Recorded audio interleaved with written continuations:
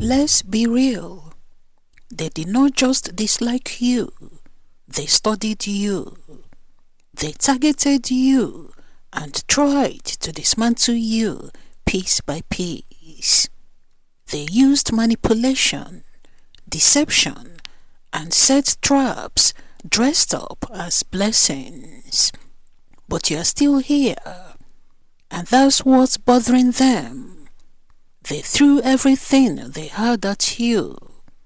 Honey traps, lies, false accusations, spiritual attacks, isolation tactics. They tried to shake your confidence, your faith, your sanity. And somehow you did not fold. You cried and questioned, but you did not break. The fact that you are still breathing with purpose, still moving forward, still smiling despite what you endured, that has your enemies confused. Because what was supposed to finish you only refined you. And that's why they are praying now. They sent distractions, attractive and emotional distractions, opportunities that looked good on the surface but carried poison underneath. The honey trap was not about love, it was about access. They wanted access to your mind, emotions, and your destiny. But what they did not realize is this: your spirit can sense what your eyes cannot see. You may not have heard all the information, but something inside you kept saying, "This does not feel right." And that inner voice, that was not luck, that was protection. Proverbs chapter 26 verse 2 says, "Like a fluttering sparrow or a darting swallow, an undeserved cause does not come to rest." What they sent to trap you could not land, because it was not authorized. And now they are frustrated, because the same trap that worked on others did not work on you. Let's talk about the spiritual side. They did not just gossip about you, they spoke against you. They tried to spiritually sabotage you. They whispered curses. They spoke failure over your name. They tried to program defeat into your future. Some even went further. They prayed, but not to bless you. They prayed for your downfall. But here is what they did not understand. You were covered. Isaiah chapter 54 verse 17 says, "No weapon forged against you will prevail, and you will refute every tongue that accuses you." Notice it does not say the weapon won't form. It says it won't prevail. That means attacks may show up, but they won't succeed. And when those words did not manifest, when the spells did not stick, when the curses reversed, they started wondering who you really are, because what usually works failed.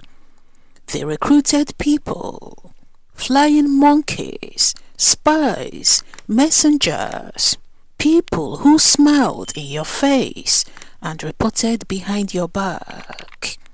They tried to turn your friends against you. They twisted your family's perception of you. They made you feel isolated, like the whole world shifted overnight. And for a moment it hurt. It felt like betrayal multiplied.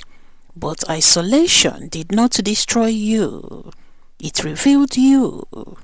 It showed you who was real.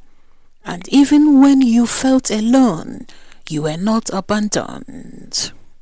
Psalm 27 verse 10 says, "Though my father and mother forsake me, the Lord will receive me." They thought loneliness would weaken you. Instead, it strengthened your relationship with God. It strengthened your intuition and your independence. And now you don't move the same. That's why they are nervous. Have you ever noticed how every time you were about to elevate, something would happen? A sudden distraction, delay, a financial setback. It was like invisible resistance. They monitored you, studied your patterns. They tried to predict your next move so they could intercept it. Roadblocks were placed in front of you on purpose. But here is what's powerful. You kept going anyway. You adjusted, prayed, strategized. And what was meant to block you became a detour, not a dead end. They are upset because no matter what obstacle they placed in front of you, you did not quit. You did not say, "I give up." You said, "I'll find another way."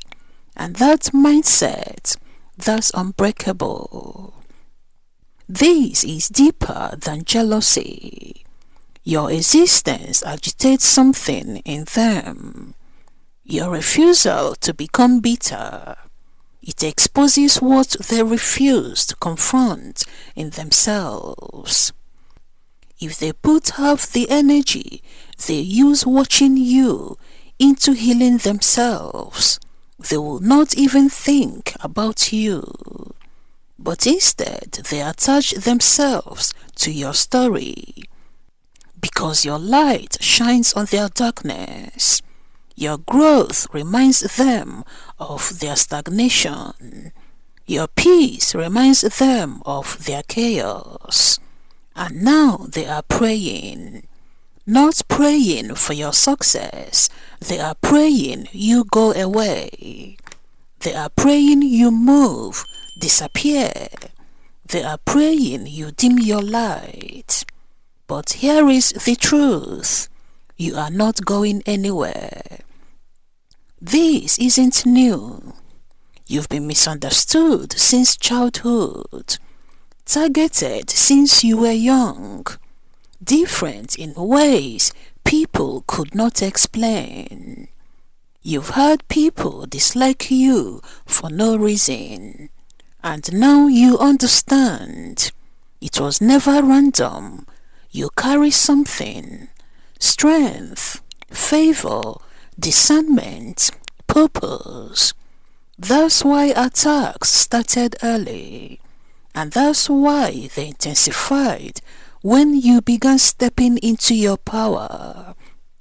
But every attack only confirmed one thing: you matter. If you were insignificant, no one would waste energy trying to stop you. They've run out of tactics. Manipulation, isolation, spiritual attacks, smear campaigns, none of them worked. So now they are praying, but not from faith, from frustration. They are asking a higher power to remove you because they cannot control you. They can't break you, and that scares them. But here is what they don't understand. If God kept you through all of that, He's not removing you now. You are not surviving by accident. You are sustained on purpose. You survived what was designed to destroy you, and you are still standing. That alone tells you something powerful. You are protected, and the very people who tried to end you are now praying you will disappear, because your endurance exposes their weakness. But don't shrink or dim your light. Don't apologize for surviving. Let them pray, because while they are praying for you to go away, heaven is backing you to stay. Keep going. Nothing they formed worked, and nothing they say or do now will work. You got your enemies praying, and that's how you know you already won. Thank you for watching, and may God bless you.